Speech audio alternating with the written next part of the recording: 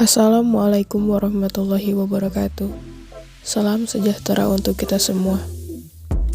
Di sini saya diberikan tugas oleh dosen pengampu manajemen perubahan yaitu Hajah Surya Bintarti SEMM. Di sini saya dan rekan saya mengambil bab 9 tentang perubahan organisasi. Langsung saja, saya perkenalkan diri saya dan rekan saya. Perkenalkan, saya Wulandari, kelas MA 20A2 dengan NIM 11201047. Dan ada rekan saya yang bernama Aksa Gracia Paulina Mas Neno dengan NIM 11201048. Kita bahas langsung tentang pengembangan organisasi. Apa itu pengembangan organisasi? Yaitu pengertian pengembangan organisasi adalah perubahan usaha yang terencana secara sistematis dan terorganisir yang direncanakan untuk merencanakan perubahan dalam pengaturan kerja yang bertujuan untuk meningkatkan kualitas kerja dan kualitas hidup semua orang yang ada dalam organisasi. Ada 5 teknik pengembangan organisasi menurut Nibowo 2006. 1. Survei feedback. 2. Scientific training. 3. Team building.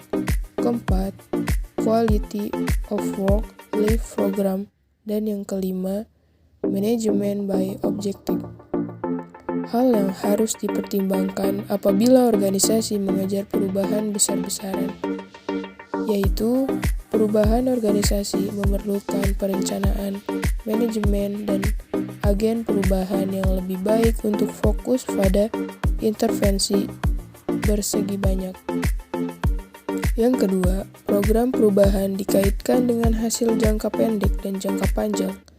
Dan yang terakhir, manajemen puncak benar-benar berkomitmen pada proses penerapan perubahan organisasi. Poin B, organisasi pembelajaran. Apa itu organisasi pembelajaran? Yaitu organisasi yang produktif, menciptakan, mendapatkan, mentransfer pengetahuan dan keterampilan untuk mengubah perilakunya, serta organisasi yang membangun kapasitas untuk menyesuaikan dan perubahan secara kontinu. Bagian C yaitu pengelola pembelajaran. Ada 3 poin. Pertama, menciptakan strategi. Kedua, merancang ulang struktur organisasi, membentuk budaya organisasi baru. Poin D, proses perubahan. Untuk menjadi organisasi pembelajaran terdapat 4 langkah atau 4 proses yang harus dilalui, yaitu dengan 1. Penguasaan pengetahuan dan keterampilan, yang dimana ini merupakan proses dengan menghimpun keahlian karyawan untuk menciptakan cadangan pengetahuan yang suatu saat dapat digunakan. Kedua, distribusi informasi. Ketiga, interpretasi. Dan yang terakhir, pengingatan organisasional, yang dimana pengetahuan dari sejarah organisasi dikomentasikan agar dapat diartikan sebagai pembelajaran bila diperlukan untuk memulai perubahan. Karakteristik organisasi pembelajaran. Organisasi pembelajaran memiliki 3 karakteristik, yaitu persyaratan sebagai organisasi pembelajaran adalah memiliki ide-ide baru. Kedua, pengetahuan baru harus ditransfer ke seluruh organisasi dengan mengurangi hambatan struktural, prosedural, dan interpersonal untuk berbagi informasi, ide, dan pengetahuan di antara anggota organisasi. Ketiga, perilaku organisasi harus berubah karena pengetahuan baru yang berorientasi pada hasil. Cara pembelajaran. Terdapat 6 cara pembelajaran utama yang dapat dipergunakan, yaitu sebagai berikut. Pembelajaran analitis, pembelajaran sistensis, pembelajaran eksperimental, pembelajaran interaktif, pembelajaran reaktif. Mengubah standar kualitas keunggulan. Organisasi harus selalu mengubah standar kualitas produk dalam periode waktu tertentu untuk mencapai kualitas produk yang lebih unggul sehingga mampu bersaing. Definisi keunggulan sendiri merupakan hasil kerja keras secara kontinu untuk menjadi yang terbaik dan melebihi dari standar pesaing. Keunggulan organisasi ditentukan oleh 6 faktor utama, ialah yang pertama keunggulan orang. Untuk menjadi sumber daya manusia yang unggul harus dilakukan dengan cara mengembangkan potensi, memperbaiki keterampilan, menjadi lebih efektif, dan mencapai kesuksesan. Orang yang berkualitas dapat membawa organisasi menjadi lebih unggul, di mana keunggulan orang adalah mengenai kompetensi dan komitmennya.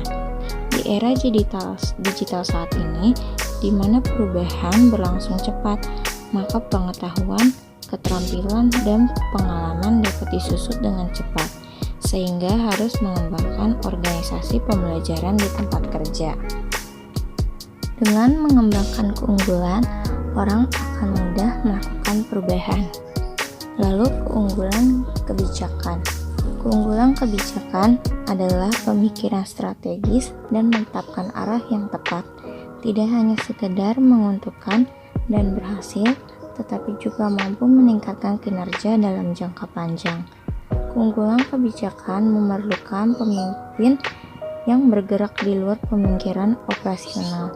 Mereka harus memiliki pemikiran strategis tentang isu yang signifikan, mempunyai dampak organisasi yang luas, dan implikasi jangka panjang bagi ketahanan organisasi. Yang ketiga, keunggulan proses. Keunggulan proses adalah keunggulan dalam menetapkan proses setiap kegiatan di mana proses yang unggul ditetapkan secara efektif, efisien, dan berjalan dengan lancar tanpa ada hambatan sehingga biayanya jauh lebih rendah daripada pesaing. Yang keempat, keunggulan produk. Keunggulan produk adalah menghasilkan produk dan jasa yang kualitasnya lebih unggul daripada produk pesaing dan dapat memberikan kepuasan kepada konsumen yang lebih besar. Yang kelima, keunggulan praktik. Keunggulan praktik adalah cara orang dalam mengerjakannya dan cara orang dalam memberikan pelayanan kepada pelanggan lebih unggul daripada perusahaan-perusahaan lainnya di dalam industri. Yang keenam, keunggulan kinerja. Keunggulan kinerja adalah menetapkan track record, yaitu keunggulan kinerja hanya dapat dicapai apabila perusahaan mampu mengkombinasikan kelima keunggulan di atas, yaitu keunggulan orang, keunggulan proses, keunggulan kebijakan, keunggulan produk, dan keunggulan praktik. Menciptakan keunggulan. Cara menggali sarana untuk menciptakan keunggulan adalah dengan mengajukan 3 pertanyaan, yaitu dengan cara bagaimana kita ingin berbeda, dalam bidang spesifik apa kita ingin menjadi yang pertama, dan dalam bisnis apa kita ingin menjadi yang terbaik. Nah, ini adalah gambar pendekatan yang dilakukan dalam menciptakan keunggulan. Yang pertama, itu menjadi berbeda.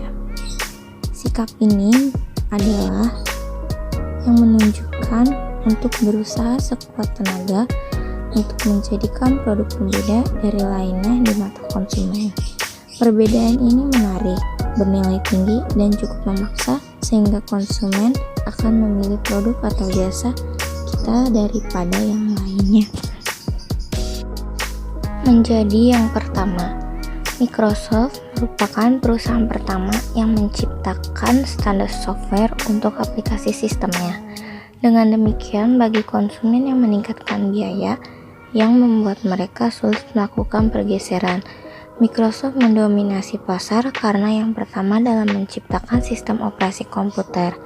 Sikap keunggulan menjadi yang pertama harus menguntungkan dan memiliki peluang dalam mengeksploitasi posisi tersebut. Yang terakhir menjadi terbaik. Perusahaan harus fokus dan memilih bidang spesifik yang menjadi keunggulannya.